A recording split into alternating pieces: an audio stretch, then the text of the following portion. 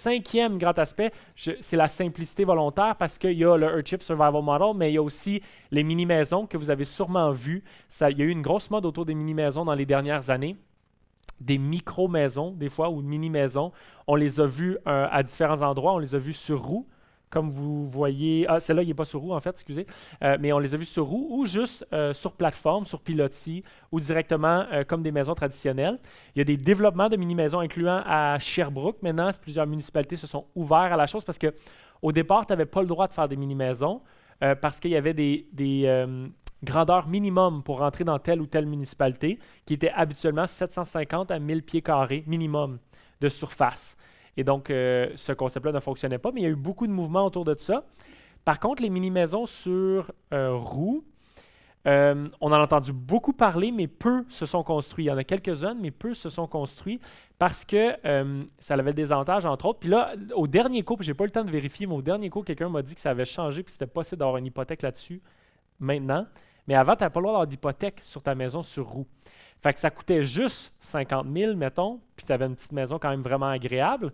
Sauf que, puis là, il y a tout le problème du parking aussi, puis tout ça, mais il y a un livre d'ailleurs derrière qui est La révolution de la micro-maison de Gabriel, je ne me rappelle plus son nom de famille, malheureusement, Leblanc, oui, Gabriel Leblanc.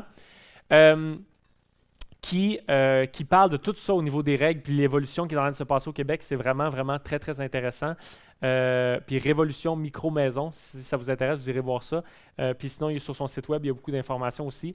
Fait qu'il y a quelque chose qui se passe à ce niveau-là, mais c'est ça la difficulté, c'est que si tu ne peux pas avoir d'hypothèque, ça coûte juste 50 000, mais il faut que tu l'aies, le 50 000. Il faut que tu aies 50 000 cash. Tandis que tu peux acheter une maison à 300 000 avec juste 5 % du cash down. Mettons un petit peu plus maintenant que les nouvelles règles, mais 18 000 tu peux t'acheter une maison à 300 000 parce que tu as une hypothèque.